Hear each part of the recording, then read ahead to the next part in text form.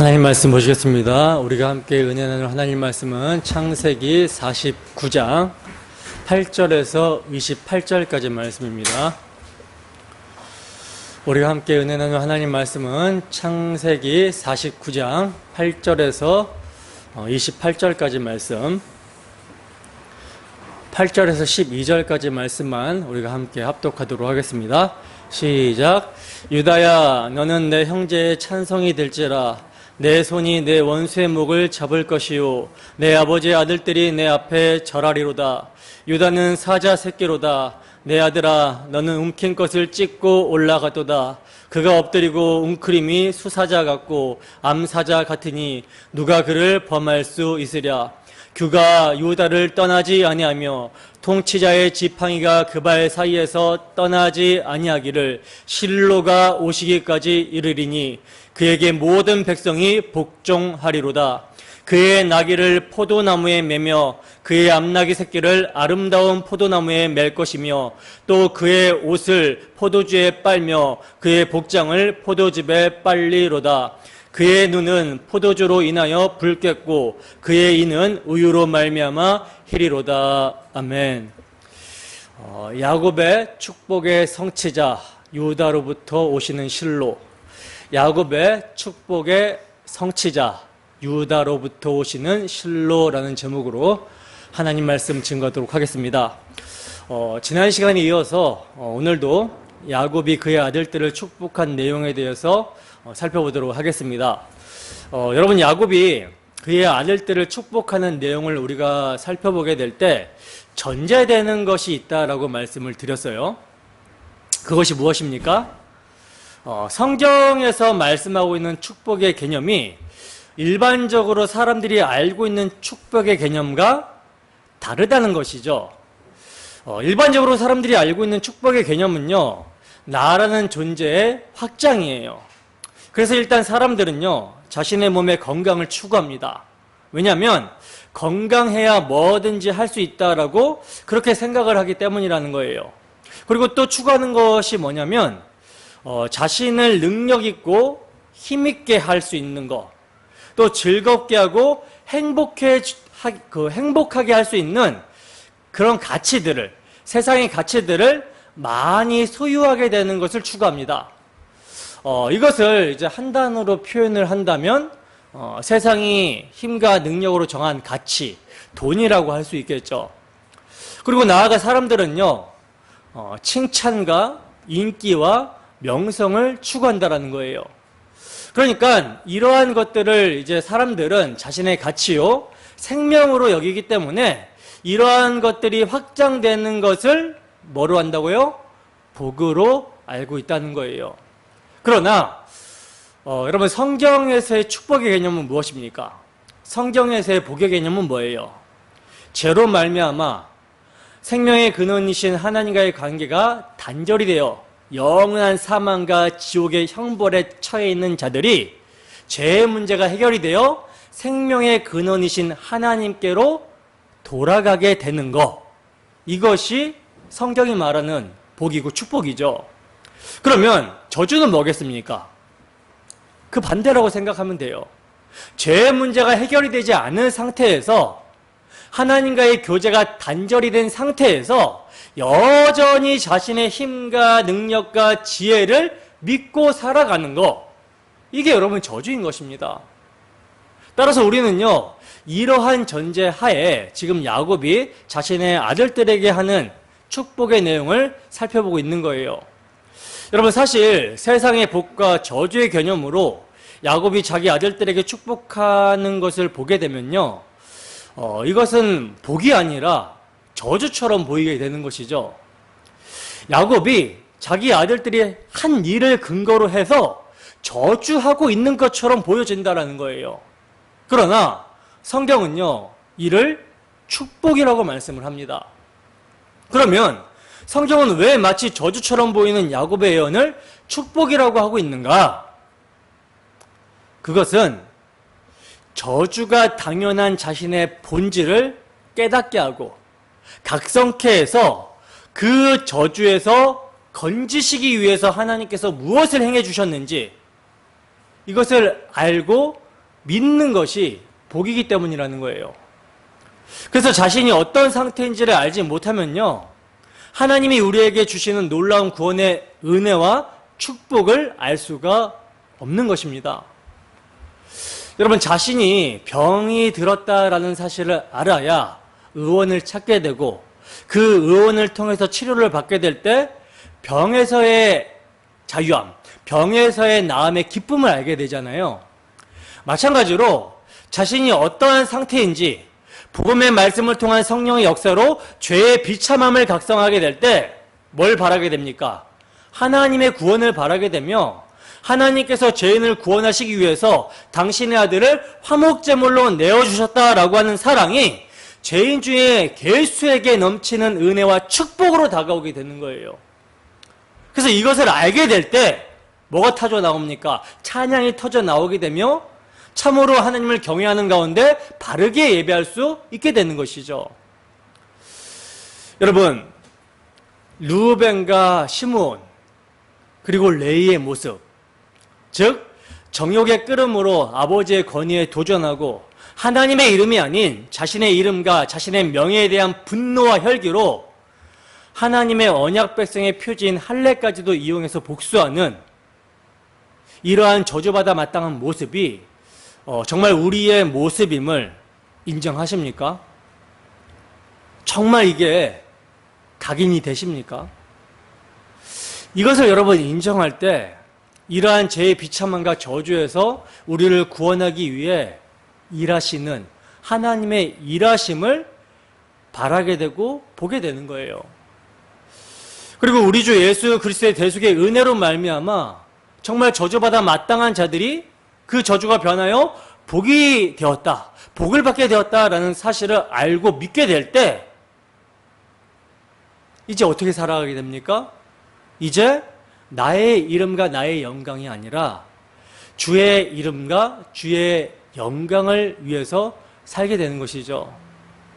주님의 이름이 영광 받으시는 것을 기뻐하며 그 이름을 위해서 살게 되는 거예요. 이것을 성경은 축복이라고 합니다. 그래서 바울 사도는요, 자신이 만물의 찢기같이 여김을 받아도 그리스도가 증거됨을 인하여 항상 기뻐했던 거예요. 이것이 저주받을 우리 인생에 오직 은혜로 주어진 복, 우리 구주 예수 그리스도의 대속의 피로 죄가 가려진 복을 받은 자들의 모습이라는 거예요. 여러분, 우리에게 이러한 모습이 나타나고 있습니까? 주의 사랑을 알아야 돼요. 주의 사랑을 충만하게 알아야 돼요. 저주받아 마땅한 자가 어떻게 복을 받게 되었는지를 충만하게 알아야 돼요. 지식에 넘치는 그리스도의 사랑으로 우리의 심령 가운데 각인되어야 되고 그 사랑이 강건해야 돼요. 그래야 어떤 모습이 나타나게 돼요? 정말 우리가 만물의 찢기 같은 모습으로 있다 할지라도 그리스도의 이름이 증거되고 그 이름이 영광받게 되는 것으로 인해서 기뻐할 수가 있게 된다는 거죠. 비록 나의 모습은 세상에서 만물의 찢기 같은 모습이고 가난하고 헐벗고 매맞는 모습이라 할지라도 나로 인해서 그리스도가 존귀하게 된다면 그것이 기쁨이 되는 거, 이게 여러분 축복입니다. 이를 믿으십니까? 그럼 우리 이 시간도 복음의 말씀을 사용하시는 주 성령의 역사가 우리 모두에게 충만하기를 소원합니다.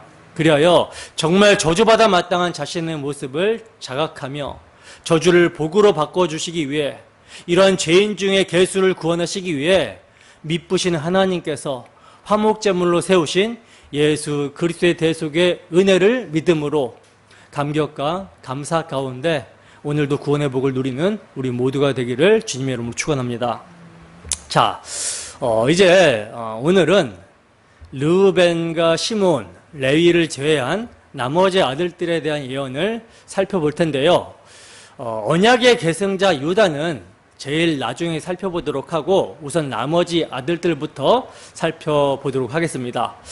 본문 13절 말씀 함께 읽습니다. 시작. 스불론은 해변에 거주하리니 그곳은 뱀에는 해변이라 그의 경계가 시돈까지리로다. 아멘. 자, 보세요. 지금 스불론은 해변에 거주하게 되고 그곳은 배들이 닻을 내리는 항구가 될 것이며 그 땅의 경계는 시돈까지 될 것이다 라고 이렇게 야곱이 예언을 하고 있어요. 여러분, 이 야곱의 예언대로요, 나중에 스불론 지파가 갈릴리와 지중해 사이의 땅을 차지하게 됩니다. 참으로 신기한 것은요, 이스라엘 백성들이 가나안 땅에 이제 도착을 하게 되었을 때, 그 땅을 바로 얻게 되는 것이 아니라 정복 전쟁을 해서 차지하게 되는데, 정복 전쟁을 하기 전에 뭘 하냐면요, 제비 뽑기를 해요. 제비 뽑기를 해서 어떤 땅을 이제 받게 될지를 제비를 뽑는데, 스불론 지파가 야곱이 예언한 대로 해변 근처의 땅을 뽑게 되었다라는 거예요. 물론 바다 더 가까이에는 아셀 지파가 위치하였지만 스불론도 야곱이 예언한 대로 그 지경에 이르렀다라는 것입니다. 해변 가까이의 지경에 거주하게 되었다라는 거예요. 그러니까 야곱이 예언한 대로 그대로 이루어지고 있다는 사실을 우리가 알 수가 있는 것이죠. 그리고 이걸 영적인 의미로 하면 그리스도로 말미암아 주어지는 복이라고 우리가 받으면 되는 거예요. 자, 본문 14절에서 15절 말씀입니다. 함께 했습니다. 시작.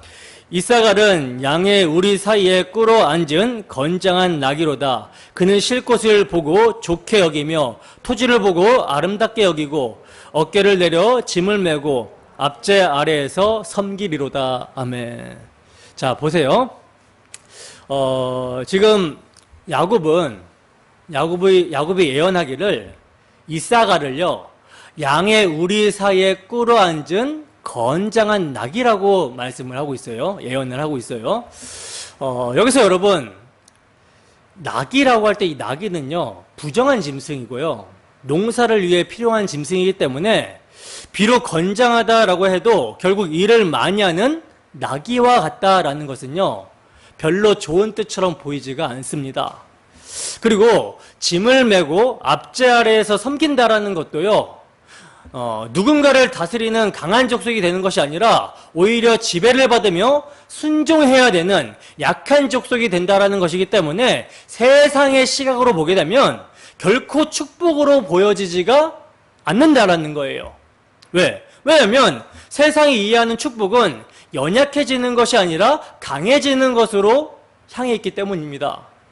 그러나 여러분, 성경적 관점으로 보면요, 부정한 짐승인 나귀가 정결한 짐승의 양의 우리에 있다라는 거, 양의 우리 사이에 있게 되는 것이요, 복이에요.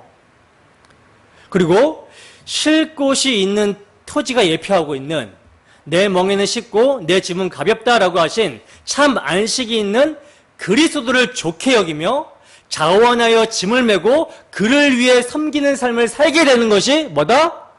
복입니다. 이것을 지금 야곱은 예언을 하고 있는 거예요. 자, 본문 16절에서 17절 말씀입니다. 함께 읽습니다. 시작. 단은 이스라엘의 한 지파와 같이 그의 백성을 심판하리로다. 단은 길섭의 뱀이요 새길의 독사로다. 말굽을 물어서 그 탄자를 뒤로 떨어지게 하리로다. 여호와여, 나는 주의 구원을 기다리나이다. 아멘. 자, 이제 단에 대한 야곱의 예언인데, 단은요, 이스라엘의 한 지파같이 그의 백성을 심판할 것이다, 심판하게 될 것이다 라고 말씀을 하고 있고요. 또 단은 길섭의 뱀이요 새길의 독사라고 그러면서 말굽을 물어서 그 탄자를 뒤로 떨어지게 하는 자다라고 말씀을 합니다. 여기서 단은 이스라엘의 한 지파같이 그 백성을 심판할 것이다 라는 말씀은요, 이스라엘 속에서 그의 백성들을 재판하게 되는 일을 하게 된다라는 뜻이거든요. 이게 역사적으로 성취가 되죠. 역사적으로 보면요, 단지파의 후손인 삼손이 20년 동안 사사로 지내면서 백성들을 재판하는 모습으로 성취가 돼요. 이것을 야곱의 예언의 성취로 볼 수가 있는 것입니다. 그리고 단을 독사로 묘사하면서 말굽을 물어서 그 탄자를 뒤로 떨어지게 한다라는 것은요, 이것은 여러분 뭘 의미하는 겁니까? 단지파의 비열함과 폭력성을 의미하는데, 실제 역사적으로 사사기 18장에 보면 단지파가요, 무방비 상태에 있는 라이스 성읍을 공격을 해서 그 땅에 있는 백성들을 죽여버리고 약탈을 합니다. 또 미가 집안의 우상과 레위 소년을 탈취해 가서 자기들의 우상과 제사장을 삼아버리는 모습을 보게 돼요. 그리고 북이스라엘이 아수르에 의해서 망할 때까지 단에는 무엇이 있었습니까? 금송아지 우상이 있었죠. 따라서 여러분, 영적인 의미로 보면요, 지금 단 지파를 통해서 뭘 보여주시고자 하냐면, 뱀의 미혹을 받아 하나님처럼 선악을 판단하고 싶은 자, 심판자가 되고 싶어하고, 또 자신을 하나님처럼 숭배하고자 하는 그런 인간의 죄성을 지금 보여주고 있는 거예요. 근데 지금 이런 죄성을 야곱의 12아들들 중에서 단이라는 지파를 통해서 보여주고 있다는 것은 무엇입니까? 여러분, 이스라엘의 12지파는요, 개인별로 생각할 것이 아니라 한 덩어리로 생각을 해야 돼요. 하나로 생각을 해야 돼요. 그러니까 성도 안에 내재하고 있는 그런 육적인 욕망, 육적인 자아, 옛사람의 모습, 이것을 나타내 보여주고 있는 것이죠. 그래서 야곱이 예언하기를 뭐라고 예언합니까?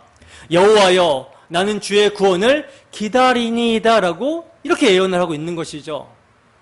그러니까 영적 이스라엘 성도는요, 자신이 이러한 뱀 같은 죄성을 보게 될 때, 자신에게 옛사람의 소욕을 따라 행하는 그런 실수와 넘어짐을 통해서 우리의 그런 옛사람을 보게 될 때, 주 예수의 피를 의지하고 일어서고 또 주의 구원을 간구하게 되는 것입니다. 본문 19절입니다. 함께 하겠습니다. 시작. 갓은 군대의 추격을 받으나 도리어 그 뒤를 추격하리로다. 아멘. 자, 보시면 갓은 군대의 추격을 받으나 도리어 그 뒤를 추격하리라 하고 지금 야곱은 갓에 대해서 예언을 하고 있는데, 이 말씀도요, 실제로 역대상 12장 8절에서 15절 말씀을 보면요, 사울의 체제 하에 있던 갓 사람들 중에 용사들이 다윗에게로 돌아와서 다윗과 함께 싸우는 자가 됨으로 성취가 됩니다. 그리고 이것을 영적으로 적용하면 성도인 우리들은 출애굽한 이스라엘 백성들이 애굽 군대에서 추격을 받고 도망한 것 같이 마귀의 올무에서 벗어나 도망을 하게 되지만, 애굽의 군대가 홍해바다에 수장된 것을 보게 되듯이, 이스라엘 백성들이 보게 되듯이 우리 또한 우리 주 예수 그리스도의 은혜의 십자가를 붙들고 승리하게 된다라는 의미예요. 십자가를 통해서 마귀의 머리가 밟혔다라는 것을 보고 함께 승리한 자가 된다라는 의미인 것입니다. 자, 본문 20절 보겠습니다. 함께 했습니다. 시작. 아셀에게서 나는 먹을 것은 기름진 것이라 그가 왕의 수라상을 차리리로다. 아멘. 자, 보시면 아셀 지파에 대한 야곱의 예언은요, 아셀이 기름지고 소산이 풍부한 땅을 차지하게 되고 자신에게 나오는 것으로 왕의 수라상을 차리게 된다라고 이렇게 예언을 하고 있는데, 여러분, 이 예언 또한 역사적으로 성취가 됩니다. 언제 성취가 되냐면 솔로몬 시대 때 아셀 땅에서 나는 곡식으로 그 드로왕 히람에게 양식을 공급함으로 성취가 돼요. 그리고 이 아셀 지파를 영적으로 보면요, 요한계시록에서 칭찬을 듣는 서머나와 빌라델피아와 같은 그런 교회라고 할 수 있는 거예요. 본문 21절 함께 했습니다. 시작. 납달리는 노인 암사슴이라 아름다운 소리를 바라는도다. 아멘. 여러분, 납달리가 지금 노인 암사슴 같다라고 하는 것은요, 이게 자유하게 되었다라는 표현이거든요. 자유하게 되었다. 그리고 아름다운 소리를 바란다라는 것은 이제 노래를 하게 되었다라는 것인데, 이것은요 전쟁의 승리로 말미암는 자유함과 그 기쁨을 말하고 있는 거예요. 실제로 사사기에 보면 납달리 지파가 가나안 왕 야빈과의 전쟁 때 목숨을 걸고 싸워서 승리를 합니다. 그리고 이를 드보라와 바락이 뭐하고 있어요? 함께 노래를 하고 있어요. 그래서 이 점을 신약의 성도들에게 적용해 보면 그리스도 안에서 십자가 전쟁에 참여하여 자유하게 된 자들이 그 승리를 주신 예수 그리스도를 찬양하는 것으로 이렇게 적용해 볼 수가 있는 것입니다. 자, 본문 22절에서 26절 말씀입니다. 함께 읽습니다. 시작. 요셉은 무성한 가지 곧 샘 곁에 무성한 가지라. 그 가지가 담을 넘었도다.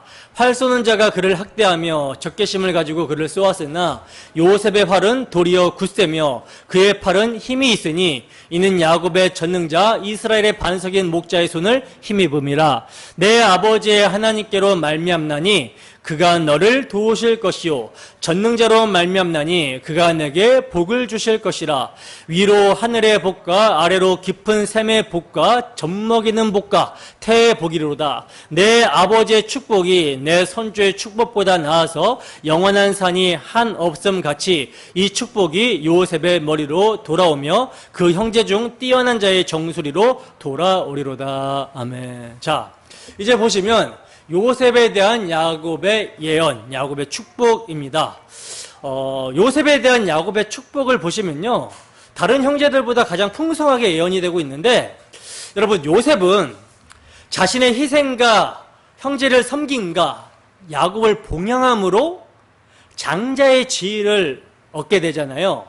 그리하여 다른 형제들보다 두 몫의 기업을 받아서 에브라임과 므낫세가 두 지파가 됩니다. 그리고 야곱의 예언을 보시면 대적자들이 적개심을 가지고 활을 쏘아도 어떻다 그래요? 소용이 없다라고 말씀을 하고 있죠. 왜냐하면 요셉이 야곱의 전능자 이스라엘의 반석인 목자의 손을 힘입었기 때문이라고 말씀을 하고 있어요. 그러니까 요셉의 왕성함과 힘이 하나님께로부터 나온다라는 것입니다. 근데 여러분, 이러한 축복을요, 지금 그 요셉에게 하고 있는 이러한 축복을 야곱이 누구의 이름으로 하고 있냐면 25절과 26절을 보면 내 아버지의 하나님께로 말미암아라고 이렇게 말씀을 하고 있어요. 여러분, 성경에서 언약의 하나님을 말할 때는 언제나 어떻게 말합니까? 아브라함과 이삭과 야곱의 하나님으로 이렇게 말을 하거든요. 근데 지금 야곱은요, 오히려 자기의 하나님이라고 말을 하고 있는 것입니다. 자기의 하나님이라고. 즉, 내 아버지의 축복, 그러니까 나의 축복이, 야곱 자신의 축복이 내 선조들의 축복보다 낫다라는 거예요. 이것은 제가 여러분 여러 번 말씀드렸지만 야곱이 지금 자기 잘났다라고 하는 말이 아니라고 말씀을 드렸어요. 여러분, 야곱이 얼마나 하나님께 대항한 자입니까? 사람만이 아니라 하나님과 겨루어 싸워온 야곱입니다. 그러한 야곱을 하나님은요, 언약의 계승자로 합당하게 믿음의 사람으로 만드시고자 그의 인생을 통해서 아주 근실히 징계를 하신 거예요. 그러니까 야곱은 하나님이 얼마나 열심히 자신을 언약의 사람으로 만들어 내셨는지를 그의 인생을 통해서 체득했기 때문에, 알았기 때문에 하나님을 자신의 하나님이라고 이렇게 말을 하고 있는 것입니다. 야곱이 고집을 부릴수록 고난은 심해졌고요. 그러한 고집과 고난 속에서 아브라함과 이삭보다 더 많이 하나님께 매를 맞으며 연단을 받아서 하나님이 누구신지를 그가 체험하고 알았던 거예요. 그러니까 더 깊이 하나님을 체험했다라는 거죠. 언약의 하나님을.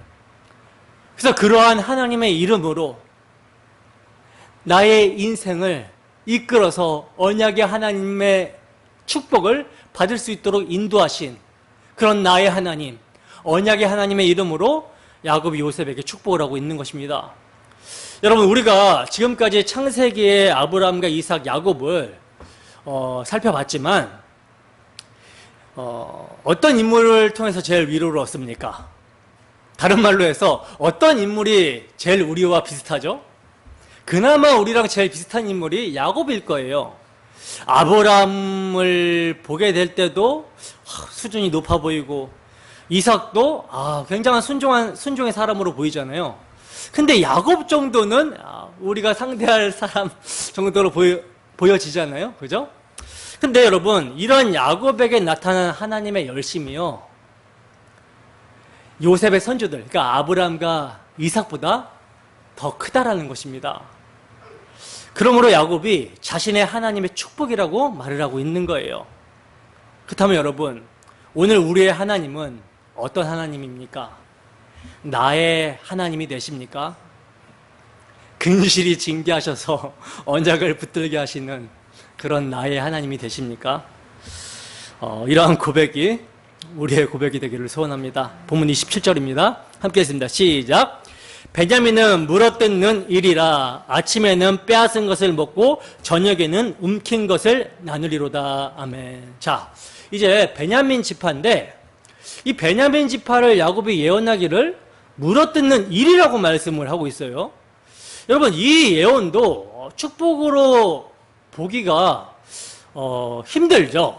왜냐하면 물어뜯는 일이라는 것은요, 자신보다 약한 존재에게 포악을 행하여 탈취를 함으로 자기 것으로 차지하는 악한 기질을 빗대는 것이기 때문에 세상의 관점으로 봤을 때 이게 축복으로 보기가 힘들어요. 근데 여러분, 이 말씀의 성취도요, 역사적으로 보면 사사기에서 성취가 됩니다. 사사기 20장에 보면 기브와 전투 시에 베냐민 용사들의 싸움에서 이러한 베냐민 지파의 호전적인 성격이 잘 나타나고 있고요. 또 베냐민 지파 출신 이스라엘의 초대왕 사울이 블레셋과의 전투에서 승리하고 돌아오는 다윗을 향해 사울이 죽인 자는 천천히요, 다윗이 죽인 자는 만만이라고 하는 여인들의 노래하는 소리를 듣고는 평생을 어떻게 합니까? 평생을 다윗을 시기하여 마치 물어뜯으려고 달려드는 이리처럼 그렇게 다윗을 죽이려고 했던 모습을 보게 되죠. 근데 여러분, 이렇게 물어뜯는 이와 같은 모습이 누구의 모습입니까? 여러분, 12지파 이스라엘은요, 영적 이스라엘, 교회인 우리의 모습이라는 사실을 알아야 돼요. 그래서 야곱이 지금 예언하는 것은요, 그 예언은 오늘날 우리에게 예언되는 모습이라는 사실을 알아야 되는 것입니다. 따라서 물어뜯는 일이라고 할 때 그 물어뜯는 일이는 저 사람이 아니라 누구예요? 나라는 사실이에요. 근데 이러한 일이와 같이 포악한 우리가 어떻게 순한 양같이 변하게 되는 복을 받게 되는 것인가? 이게 성경에서 말하는 축복입니다. 여러분, 지금까지 말씀드린 야곱이 아들들에게 한 축복은요, 일관적이지가 않죠. 축복과 저주가 막 섞여 있는 것처럼 보여져요. 근데 본문 28절을 보면요, 함께 읽습니다. 본문 28절 시작. 이들은 이스라엘의 12지파라 이와 같이 그들의 아버지가 그들에게 말하고 그들에게 축복하였으니 곧 그들 각 사람의 분량대로 축복하였더라. 아멘. 자, 보세요. 야곱이 그의 아들들에게 말한 모든 말이 야곱의 축복이다라고 말씀을 하고 있어요. 근데 여기서 우리가 주목하게 되는 것이 뭐냐면 야곱이요, 그 아들들의 각 사람의 분량대로 축복했다라고 말씀하고 있는 대목입니다. 여러분, 분량대로 축복했다라는 것은요, 잘하면 잘한 대로, 못하면 못한 대로 그에 맞게 축복했다라는 뜻이 결코 아니에요. 근데 많은 사람들이 분량대로 축복했다라고 하니까 사람이 행한 그대로 그에게 맞게 축복한 것으로 이해를 해버립니다. 그래서 잘하면 잘한 만큼, 못하면 못한 만큼 축복이 다르다라는 말을 하고 있는 거예요. 더 나아가 이것 때문에 천국에서의 상도 이 땅에서 성도가 어떤 행함을 내어 놓았느냐에 따라서 다르다라는 말까지 그렇게 하게 되는 것이죠. 그러나 여러분, 축복은요, 말 그대로 하나님께서 주시는 은총의 선물입니다. 따라서 하나님이 주신 선물에 격차가 있다라는 발상 자체가 뭐예요? 마귀적인 발상이에요. 왜냐하면 천국에는 상급의 차이가 없기 때문이라는 것이죠. 생각해 보세요, 여러분. 의인은 없나니 하나도 없다라고 성경은 증거하고 있어요. 그죠? 따라서 하나님 앞에서는요, 모두가 죄인이고 모두가 영원한 형벌, 심판을 받아야 될 대상입니다. 따라서 상을 받을 수 있는 조건을 갖춰서 천국에 들어올 수 있는 사람은요, 단언컨대 단 한 사람도 없어요. 오직 심판을 받아야 될 처지에서 은혜로 구원을 받고 들어온 사람만 있을 뿐입니다. 그래서 예수님은 이것이 천국이라는 것을 포도원 품꾼 비유로 보여주셨던 것이죠. 아침 일찍 나가서 일하는 사람이나 또 오후 늦게 불러서 1시간 정도 일한 사람이랑 받는 그 삭은요 똑같아요. 이게 천국이라는 것이죠. 여러분, 이스라엘은 12지파입니다. 만약 12지파를 각기 분리해서 생각을 해버리면요, 누가 더 좋은 축복을 받았는가라는 비교가 가능해질 거예요. 그러나 12지파는 분리해서 생각할 수가 없죠. 왜 그렇습니까? 12지파가 곧 이스라엘을 뜻하기 때문이라는 거예요. 따라서 이스라엘이라는 관계 안에서는요, 한 지파라도 제외될 수 없는 것입니다. 한 몸의 기능을 하는 거예요. 이것은 교회의 관계와도 다르지 않습니다. 교회 안에 많은 신자가 있지만 그들에게 있어서 내적 은사, 외적 은사가 다 달라요. 그리고 그러한 내적 은사, 외적 은사를 발휘하는 믿음의 분량 또한 동일하지가 않죠. 때문에 만약에 개인적으로 생각해버리게 되면요, 고린도 교회의 문제처럼 하나님께서 주신 은사를 가지고도 뭘 하게 됩니까? 자신의 우월함을 자랑하고 판단하게 되는 거예요. 마치 받지 않은 사람처럼. 그러나 성경은 교회를요, 그리스도의 몸의 관계로 말을 합니다. 그리스도의 몸은 하나이기 때문에 그 몸의 관계에서 너로 구분되지 않는다라는 거예요. 지체의 관계로만 존재합니다. 그리고 몸에 속한 지체가 서로 다른 역할을 하는 것처럼 그리스도의 몸된 교회 역시 서로 다른 역할을 하면서 몸을 세우는 일에 도구로 사용이 되는 거예요. 이것이 뭐다? 분량대로의 의미입니다. 분량대로의 의미예요. 여러분, 하나님은요, 이스라엘을 하나님이 누구신가를 증거하는 도구로 세우셨습니다. 즉, 하나님은요, 이스라엘을 세우신 것이지 12지파 하나하나를 세우신 것이 아니라는 거예요. 따라서 12지파는요, 각기 주어진 역할에 따라 행하고 살아가면서 인간의 죄악됨을 드러내 보이기도 하고, 그러한 이스라엘을 하나님이 어떻게 다스리시고 이끄시는가를 통해서 하나님의 은혜와 사랑을 나타내기도 하는 것입니다. 따라서 성도인 우리가요, 우리의 인생을 살아갈 때 우리의 육적 소욕으로 말미암아 넘어짐과 실수를 하게 됐을 때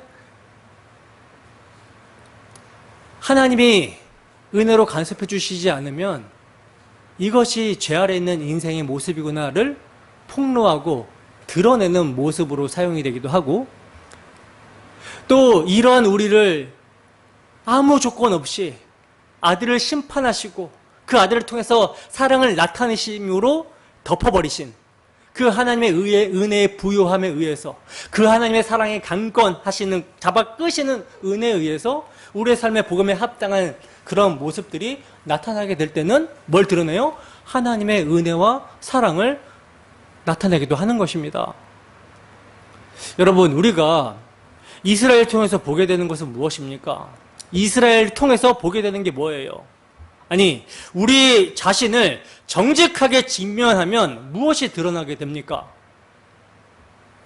뭐가 드러나게 돼요? 모르겠어요. 저는 이제 설교자다 보니까 어쩔 수 없이 설교를 준비하면서 성경을 연구하다 보면 십자가 앞에 자신을 세울 수밖에 없거든요. 그러면 그 십자가 앞에 자신을 세우면 정말 내가 주님을 위해서 헌신한다, 주님을 위해서 나의 전부를 드리겠다라고 하는데 이게 진짜 뻥으로, 거짓으로 드러날 때가 한두 번이 아니에요.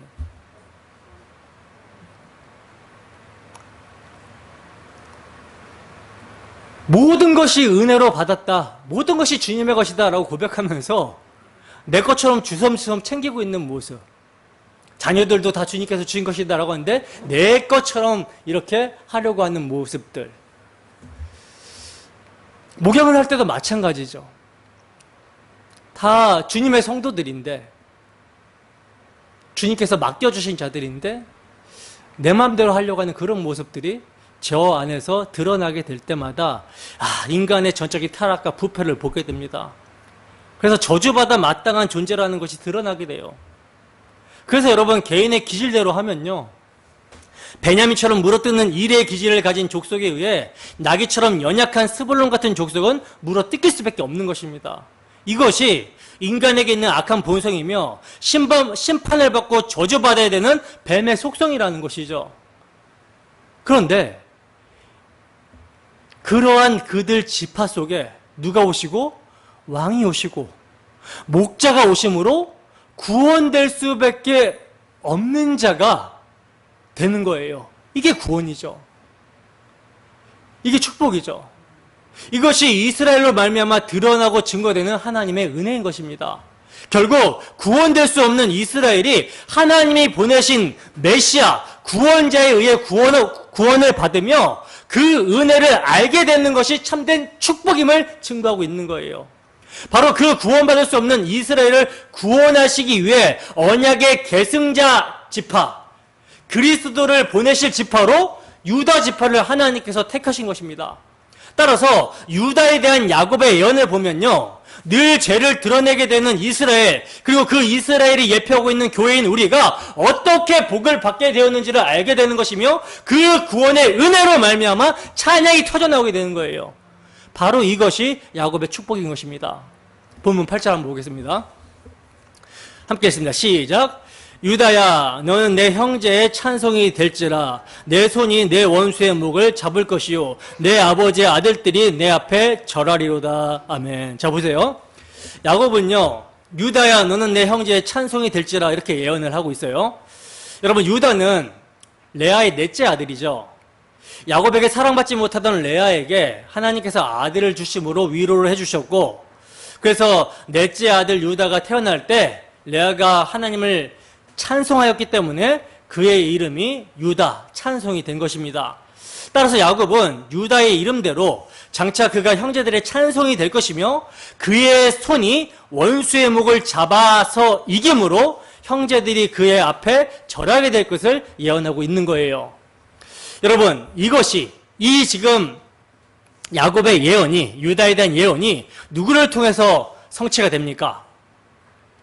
당연히 예수 그리스도에게서 성취가 되죠. 그런데 유다에 대한 야곱의 예언도요, 다른 형제들과 마찬가지로 이 또한 역사 속에서 성취가 됩니다. 누구에게서 성취가 됩니까? 바로 그리스도를 예표하고 있는 다윗에게서 성취가 됩니다. 앞서 언급했지만 야곱의 아들들은 이스라엘 민족을 예표했고 이스라엘 민족은 영적 이스라엘 교회를 예표한다라고 말씀을 드렸죠. 이처럼 하나님은요, 점진적으로 구원사를 펼쳐나가고 계신 거예요. 구원사를 펼쳐나가시면서 하나님께서 말씀하셨던 것들을 역사 속에서 실제로 이루시고 그 실제로 이루신 것을 통해서 장차 오실 그리스도를 예언하고 있는 것입니다. 계시하고 있는 거예요. 그러므로 유다를 향한 야곱의 예언대로 다윗은요, 유다 지파에서 태어나게 되고요, 이스라엘의 아들들에게서 찬송을 받게 됩니다. 왜 이스라엘의 아들들이 다윗을 찬송하게 됩니까? 그가 원수의 목을 잡았기 때문입니다. 이스라엘의 원수, 블레셋 장수 골리앗의 머리를 꺾어버렸어요. 뱀을 상징하는 블레셋의 우두머리를, 그 목을 꺾어버렸습니다. 그래서 찬송을 받죠. 물론 다윗은 그리스도의 모형적 인물로 사울에 의해서 미움을 받고 도망자 신세가 되어서 무고하게 고난을 당하지만 결국 다윗은요, 이스라엘의 왕이 되어 많은 원수들을 무찌르고 모든 이스라엘 백성들이 다윗 앞에 절하게 됩니다. 근데 여러분, 우리는요, 이러한 유다와 함께 그리스도를 예표하는 인물로서 요셉이 있다라는 것을 살펴봤었죠. 요셉도 유다를 향한 예언과 같이 하나님으로부터 계시를 받았잖아요. 11개의 형들의 곡식단이 자신의 곡식단에 절하는 꿈을 꿨고요. 해와 달과 11별들이 자신에게 절하는 그런 꿈을 요셉이 계시로 받았는데, 이 꿈대로 정말로 그가 애굽의 총리가 되어서 이스라엘을 구원하게 되므로 모든 형제들이 다 그에게 절하게 되었죠. 누구에 대한 예표였습니까? 그리스도에 대한 예표였습니다.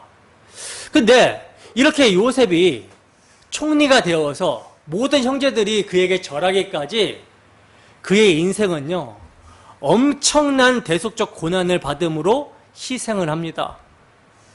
그러니까 이처럼 하나님의 구원 계획은 한 사람의 희생을 통해서 구원이 발생된다라는 것을 알게 된다라는 거예요. 그래서 유다 또한 어떤 모습이 나타납니까? 그리스도를 예표하고 있는 유다 또한 어떤 모습이 나타나요? 희생의 모습을 나타냈던 거예요. 그 희생의 모습이 어떻게 나타납니까? 유다가 야곱에게 베냐민을 애굽에 데리고 가야지 우리가 곡식을 얻고 살 수가 있다라고 하면서 뭐라고 그의 아버지를 설득합니까? 만약 베냐민을 애굽에서 다시 데려오지 못한다면 자신이 아버지께 영원히 죄를 짓는 것입니다 라고 이렇게 말을 하는 것으로 나타났었죠. 그러니까 베냐민을 위해 자신이 담보가 되겠다라는 거예요. 아버지의 마음을 헤아리며 희생을 자처하는 모습입니다. 그리고 형들이 요셉에게 마지막으로 시험을 받게 될 때 베냐민의 자루에서 은잔이 발견되잖아요. 이때 요셉에게 유다가요, 자신을 종으로 삼고 대신 베냐민을 돌려보내달라고 간청합니다. 베냐민을 잃어버렸을 때의 아버지의 마음을 생각하고 자신이 종이 되겠다라고 자처를 한 거예요. 바로 여기서 베냐민을 대신하여 자기 목숨을 내어놓는 유다의 희생을 우리가 보게 되죠. 따라서 이런 요셉과 유다의 희생을 통해 악한 형제들이 구원을 얻게 되는 것을 보면서 이들이 예수님을 예표하고 있는 인물이라는 것을 우리가 알게 되는 것입니다. 너무나도 연약한 모습으로 희생당하신 예수 그리스도의 십자가로 말미암아 저주받아 마땅한 우리가 구원을 받게 되었다라는 것, 복을 받게 되었다라는 것을 알게 되는 거예요. 이게 야곱의 예언이라는 것이죠. 본문 9절에서 10절 말씀입니다. 함께 읽습니다. 시작. 유다는 사자 새끼로다. 내 아들아, 너는 움킨 것을 찢고 올라갔도다. 그가 엎드리고 웅크림이 수사자 같고 암사자 같으니 누가 그를 범할 수 있으랴. 규가 유다를 떠나지 아니하며 통치자의 지팡이가 그 발 사이에서 떠나지 아니하기를 실로가 오시기까지 이르리니 그에게 모든 백성이 복종하리로다. 아멘. 자, 보시면 야곱은요, 유다에 대해서 사자와 같다라고 예언을 하고 있고요. 규가 유다를 떠나지 않을 것이며 통치자의 지팡이가 실로가 오시기까지 떠나지 않을 것이라고 지금 예언을 하고 있는데, 여러분 규가 뭔지 아세요? 규는요, 왕권을 상징하는 증표물을 가리켜요. 옥새 같은 거라고 보시면 됩니다. 그래서 이렇게 규가 유다를 떠나지 않을 것이며 통치자의 지팡이가 실로가 오시기까지 떠나지 않을 것이라고 예언을 하고 있는데, 이 사자와 규, 지금 야곱의 예언에 등장하고 있는 사자와 규가 어디에서 또 나오고 있는지를 한번 살펴보도록 하겠습니다. 여러분 출애굽 당시에 모압 왕 발락이 거짓 선지자 발람을 돈으로 매수를 하죠. 그래서 이스라엘 민족을 저주하라고 사주를 하거든요. 그런데 이때 하나님의 강권적인 역사하심으로 말미암아 저주하려고 갔던 발람의 입술에서 오히려 축복만이 터져 나와버리는 모습을 보게 됩니다. 민수기 24장 9절과 17절 말씀 함께 했습니다. 시작. 꿇어 앉고 누움이 수사자 같고 암사자와 같으니 일으킬 자 누구이랴. 너를 축복하는 자마다 복을 받을 것이요 너를 저주하는 자마다 저주를 받을지로다. 내가 그를 보아도 이때의 일이 아니며 내가 그를 바라보아도 가까운 일이 아니로다. 한 별이 야곱에게서 나오며 한 규가 이스라엘에게서 일어나서 모압을 이쪽에서 저쪽까지 쳐서 무찌르고 또 셋의 자식들을 다 멸하리로다. 아멘. 자, 보시면 하나님의 강권적인 역사하심으로 말미암아 거짓 선지자 발람으로 하여금 이스라엘을 축복하게 한 내용이 여러분 뭐예요? 이스라엘이 사자 같고 규가 한 지파에서 나온다라는 것이죠. 즉 유다 지파에서 통치자가 나온다라는 예언입니다. 근데 이 일이요, 이때 일이 아니며 가까운 일이 아니라고 말씀을 하고 있어요. 그렇다면 언제인가? 모세의 시대가 지나서 다윗의 시대를 말합니다. 사무엘하 7장 12절에서 13절 말씀 함께 했습니다. 시작. 내 수완이 차서 내 조상들과 함께 누울 때 내가 내 몸에서 날 내 씨를 내 뒤에 세워 그의 나라를 견고하게 하리라. 그는 내 이름을 위하여 집을 건축할 것이요 나는 그의 나라 왕위를 영원히 견고하게 하리라. 아멘. 자, 다윗의 왕위를 견고하게 세워주신다라고 약속하심으로 이게 성취가 되거든요. 근데 여러분, 우리가 알다시피 다윗의 왕위는 영원히 견고하지 못하죠. 왜냐하면 남유다 나라의 범죄로 말미암아 바벨론 포로기에 그 왕위가 끊어져 버렸기 때문이라는 거예요. 이것은요, 다윗이 궁극적으로 사자와 통치자가 아니었다라는 것을 의미합니다. 그렇다면 누가 진짜 사자고 누가 진짜 통치자인가? 에스겔서 21장 26절에서 27절 말씀입니다. 함께 했습니다. 시작. 주 여호와께서 이같이 말씀하셨느니라. 관을 제거하며 왕관을 벗길지라. 그대로 두지 못하리니 낮은 자를 높이고 높은 자를 낮출 것이니라. 내가 엎드려뜨리려니와 이것도 다시 잊지 못하리라. 마땅히 얻을 자가 이르면 그에게 주리라. 아멘. 여러분, 이 말씀은 에스겔 선지자가 유다의 당시 왕 시드기야의 왕위를 폐하고 그 왕위가 이어지지 못할 것을 관을 제거하며 왕관을 벗길지라 하면서 이렇게 예언을 하는 내용이거든요. 그러면 관을 제거하며 왕관을 벗길지니라 하는데 언제까지 그렇게 하십니까? 마땅히 얻을 자가 이르기까지입니다. 오늘 본문으로 말하자면요, 실로가 오시기까지라는 거예요. 실로가. 여러분, 실로는 이스라엘 백성이 가나안 땅에다가 처음 회막을 세운 것이거든요. 회막은 장막을 말하는데 장막에는 여러분 뭐가 있습니까? 법궤가 있죠. 여러분, 이스라엘 백성들은요, 번제단에서 제물을 잡아 그 피를 장막 안에 있는 성소, 법궤 뚜껑에 뿌리게 되었을 때 죄가 이렇게 용서가 되잖아요. 따라서 실로가 오신다라는 것은요, 우리를 저주 아래 있게 한 죄를 희생의 피로 용서하시는 우리의 왕이 오신다라는 거예요. 이것을 말하는 거예요. 그러니까 모든 저주를 씻어버리실 분이 오신다라는 것입니다. 그래서 실로가 어떤 의미예요? 메시아를 의미하는 단어로 사용이 되고 있는 거예요. 따라서 본문 10절에서 실로가 오시기까지 유다 지파의 규가 떠나지 않는다라는 말씀은요, 바벨론 포로기에도 비록 땅의 왕위는 사라졌다 할지라도 유다 지파 왕의 혈통은 유지시켜 오시면서 때가창 정령 가운데 예수님을 보내셔서 만왕의 왕이 되게 하심으로써 성취가 되게 하신다라는 그런 예언인 것입니다. 그리고 에스겔서 21장에서 왕위가 끊어졌다가 이제 마땅히 얻을 자가 이르게 되면 다시 주어지게 된다라는 말씀은요, 바벨론 포로 기간부터 끊어진 왕위가 예수님이 오시기 전까지 로마의 속국이 되어 있으므로 성취가 되는 것을 의미하는 거예요. 이처럼 유다가 다윗과 예수님을 차례로 점진적으로 예표하고 있기 때문에 출애굽 광야 행진 때에도 어떤 지파가 앞장섭니까? 유다 지파가 제일 앞에 서서 이스라엘을 인도하였던 것을 볼 수가 있는 것이죠. 그러니까 유다 지파가 메시아가 오는 지파라는 거예요. 유다 지파를 통해서 이스라엘의 모든 지파가 복을 받게 된다라는 것입니다. 자, 그러면 이제 주와 통치자의 지팡이에 대해서도 살펴보겠습니다. 시편 45편 6절 말씀 함께 읽습니다. 시작. 하나님이여 주의 보좌는 영원하며 주의 나라의 균은 공평한 균이다. 아멘. 이 말씀이 누구에게서 성취가 되는지 히브리서 기자가 말씀을 하고 있어요. 히브리서 1장 8절 함께 읽습니다. 시작. 아들에 관하여는 하나님이여 주의 보좌는 영영하며 주의 나라의 균은 공평한 균이다. 아멘.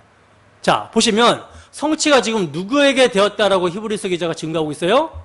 아들에 관하여는, 아들, 즉 영원한 주의 보좌와 주의 나라의 균을 가지고 있는 분이 하나님의 아들 예수 그리스도라는 것으로 지금 히브리서 기자는 증거를 하고 있는 것입니다.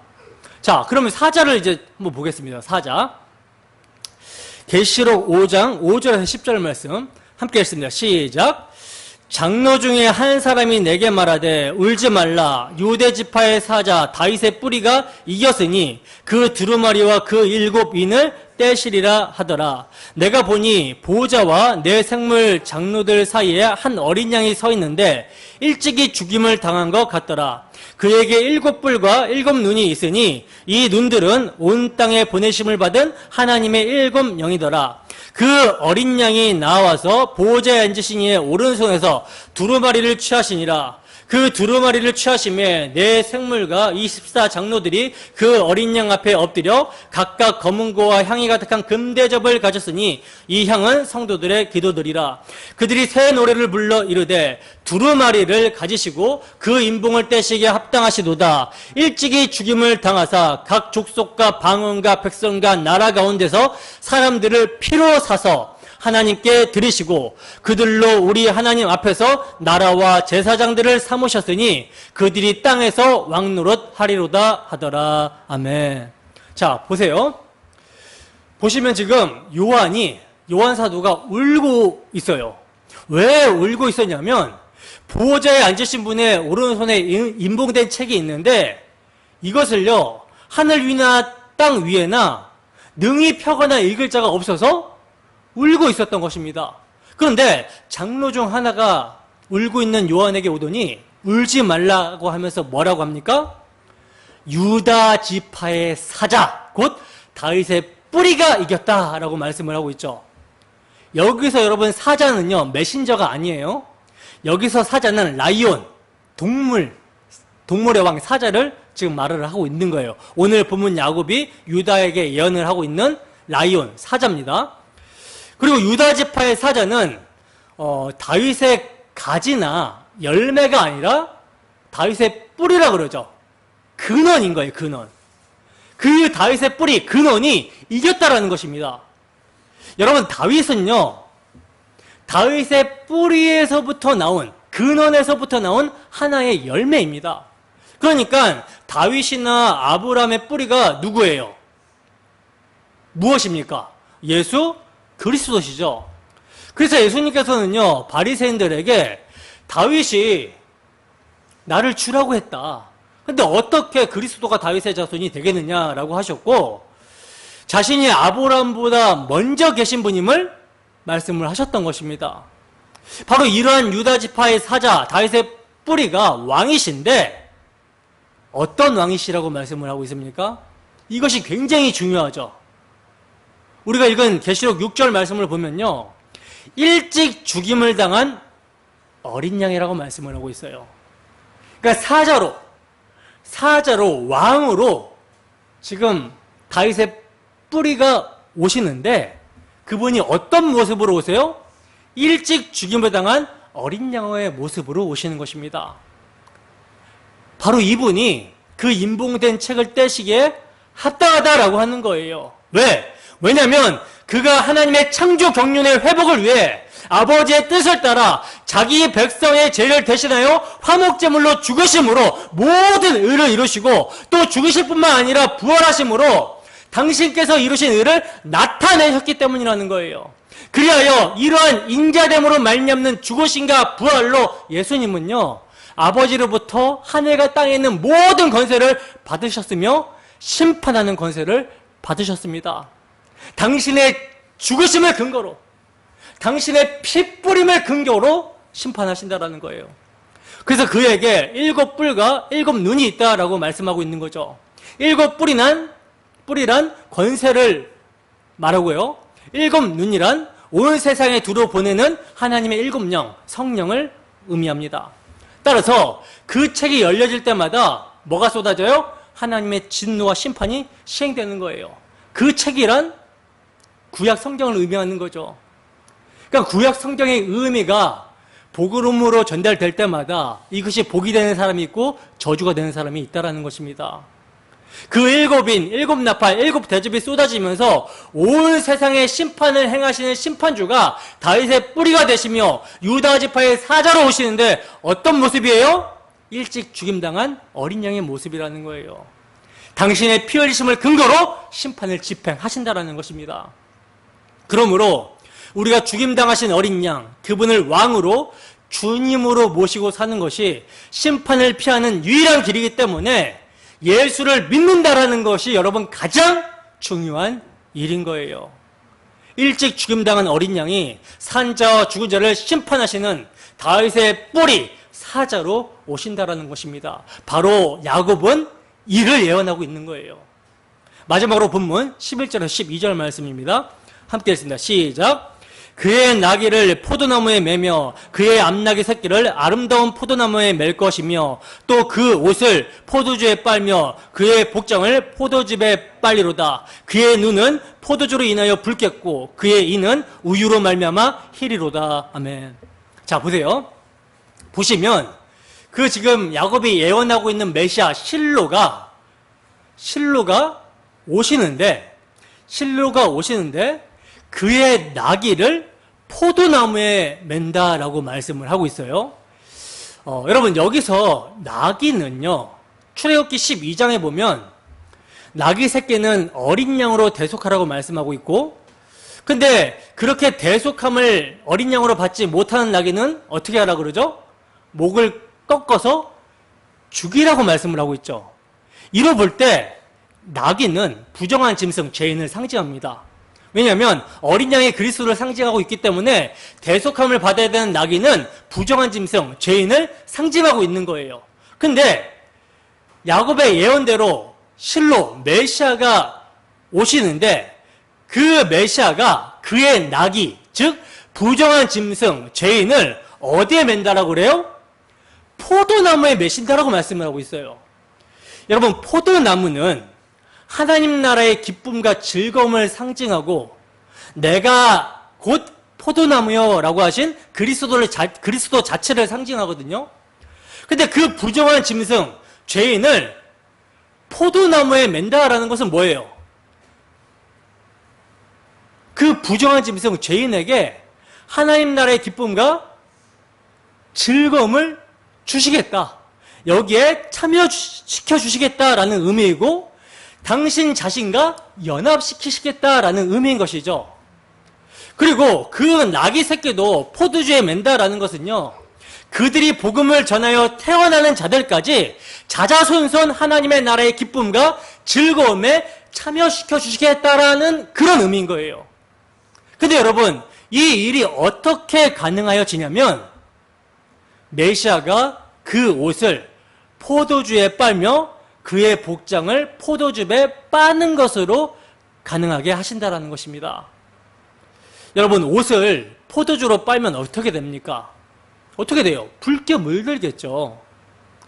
이 지금 예언의 1차적인 의미는요, 그리스도를 예표하고 있는 다윗이 하나님 나라를 예표하는 가나안 땅을 정복한 후에 하나님의 은혜로 그 땅의 소산물이 풍성해진 복을 의미하는 것으로 볼 수가 있어요. 1차적으로는. 즉, 그 땅에 포도가 풍성히 열려서 그 포도를 수확하기 위하여 발로 밟아서 즙을 짜니 옷에 튀어 붉게 됨을 말하는 것이며, 목축업이 발달하여 소떼와 양떼가 많아지므로 우유를 마셔서 이가 희게 될 것을 말을 하고 있는 것입니다. 1차적 의미는. 그러나 이 말씀은 여러분 그리스도에게로 연결시켜야 되는 것이에요. 연결시켜야 되는 거예요. 왜냐하면 다윗이 가나안 땅을 아브라함에게 언약하신 대로 그 지경을 다 정복하게 될 때는요, 그 대적을 다 쳐부수게 될 때는요, 진멸과 동시에 그 택하신 이스라엘 백성들에게는 구원의 복이 임했기 때문입니다. 그러니까 심판과 구원을 상징하고 있다는 거예요.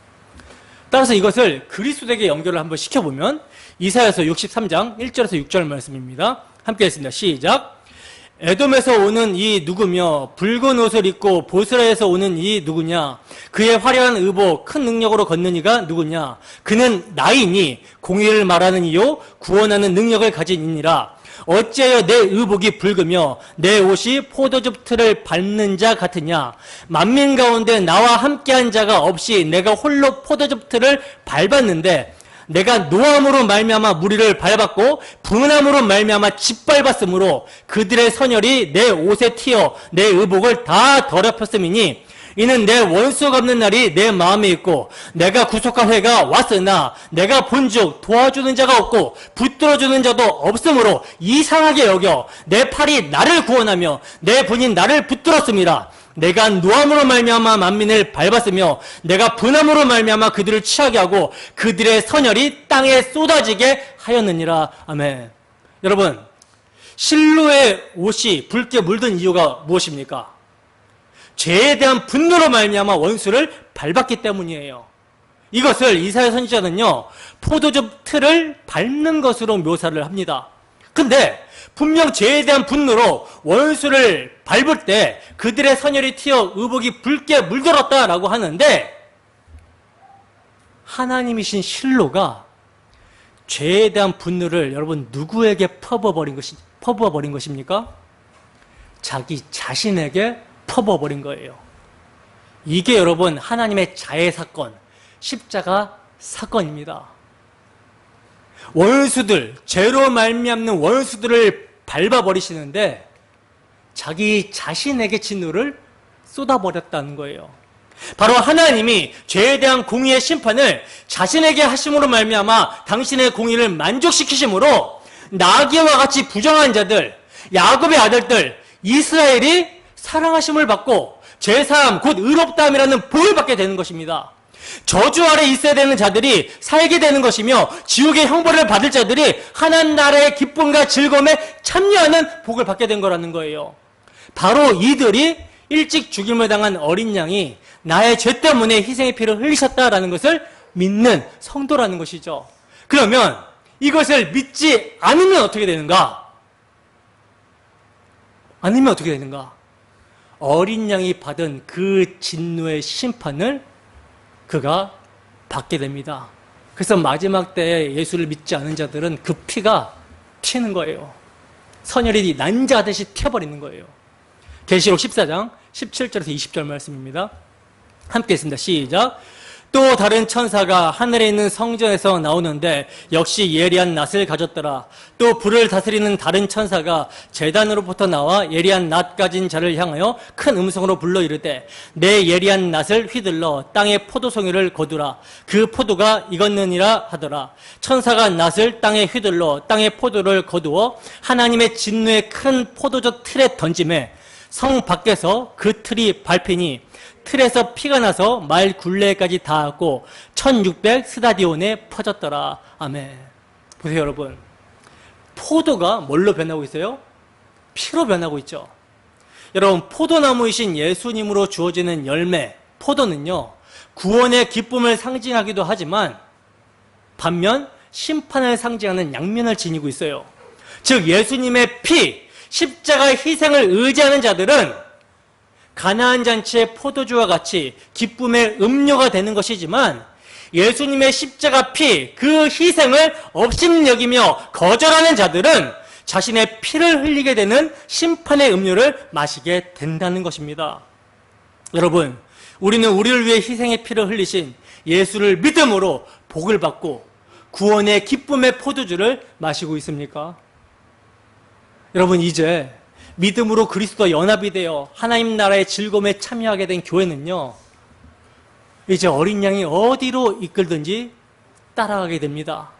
그리스도의 좋은 군사로 십자가의 길을 가며 죄와 싸우되 피 흘리기까지 싸우며 우리 구주 예수 그리스도의 대속의 피를 붙드는 영적 전쟁을 하게 된다는 거예요. 계시록 19장 11절에서 16절 말씀입니다. 함께 읽습니다. 시작. 또 내가 하늘이 열린 것을 보니 보라 백마와 그것을 탄 자가 있으니 그 이름은 충신과 진실이라. 그가 공의로 심판하며 싸우더라. 그의 눈은 불꽃 같고 그 머리에는 많은 관들이 있고 또 이름 쓴 것 하나가 있으니 자기밖에 아는 자가 없고 또 그가 피 뿌린 옷을 입었는데 그 이름은 하나님의 말씀이라 칭하더라. 하늘에 있는 군대들이 희고 깨끗한 세마포 옷을 입고 백마를 타고 그를 따르더라. 그의 입에서 예리한 검이 나오니 그것으로 만국을 치겠고 친히 그들을 철장으로 다스리며 또 친히 하나님 곧 전능하신 이의 맹렬한 진노의 포도틀을 밟겠고 그 옷과 그 다리에 이름을 쓴 것이 있으니 만왕의 왕이요 만주의 주라 하였더라. 아멘. 쭉 연결이 되십니까? 자, 이제 말씀을 정리합니다. 여러분, 하나님께서는요, 야곱을 통해 그의 아들들 이스라엘이 어떻게 복을 받게 되는지 유다에게 메시아적 예언을 하고 계십니다. 유다 지파에서 사자와 같은 왕이 나올 것인데 그가 다윗 왕이며 궁극적으로는 왕이신 예수 그리스도를 예언을 하고 있는 거예요. 그리고 이 사자와 같은 왕 예수 그리스도는 만군의 왕이요 만주의 주가 되시는데 모든 무릎을 그의 앞에 꿇게 하시고 통치하십니다. 근데 그 모습이 어떤 모습이냐면 일찍 죽임당한 어린 양의 모습이며 그분의 통치가 바로 자기 희생을 통해서 주어진다라는 것을 말씀을 하고 있어요. 빌립보서 2장 6절에서 11절 말씀 함께 읽습니다. 시작. 그는 근본 하나님의 본체시나 하나님과 동등됨을 취할 것으로 여기지 아니하시고 오히려 자기를 비워 종의 형체를 가지사 사람들과 같이 되셨고 사람의 모양으로 나타나사 자기를 낮추시고 죽기까지 복종하셨으니 곧 십자가에 죽으심이라. 이러므로 하나님이 그를 지극히 높여 모든 이름 위에 뛰어난 이름을 주사 하늘에 있는 자들과 땅에 있는 자들과 땅 아래에 있는 자들로 모든 무릎을 예수의 이름에 꿇게 하시고 모든 입으로 예수 그리스도를 주라 시인하여 하나님 아버지께 영광을 돌리게 하셨느니라. 아멘. 그래서 본문의 예언에서 그분의 피, 즉 포도주가 기쁨을 가져다주는 구원임과 동시에 심판을 가져온다라는 것을 야곱의 입술을 통해서 예언을 하고 있는 거예요. 여러분, 이 예언이 저주를 받아 마땅한 자들이 그 저주가 변하여 복을 받게 되는 하나님의 구원 계획입니다. 그리고 이 구원이 우리에게 나타났으며 이제 구원의 날과 심판의 날이 곧 도래하게 된다라는 거예요. 이 날은요, 한 날입니다. 구원과 심판의 날이요, 한 날이에요. 이 한 날에 모든 사람은요, 두 가지 종말 중 하나를 맞이하게 될 것입니다. 그러면 이러한 종말 앞에 우리는 무엇을 해야 하겠습니까? 이 하나님의 구원 계획과 심판을 기억하며 더욱더 믿는 자로 서야 될 것이고 이를 알지 못하거나 거절하는 자들 가운데 이 예언의 약속이 성취되기까지 전해야 되는 것이죠. 그리고 주님께서는 당신의 십자가 대속의 희생을 통해 우리를 구원하셨고 하나님 나라의 기쁨과 그 즐거움에 참여하도록 당신과 연합시키셨기 때문에 우리 각자는요 그리스도와 함께 십자가를 지고 사랑과 섬김, 희생을 통해 그분의 은혜를 나타내야 되며 진정한 하늘의 왕 같은 제사장의 모습으로 이 땅을 살아가야 되는 것입니다.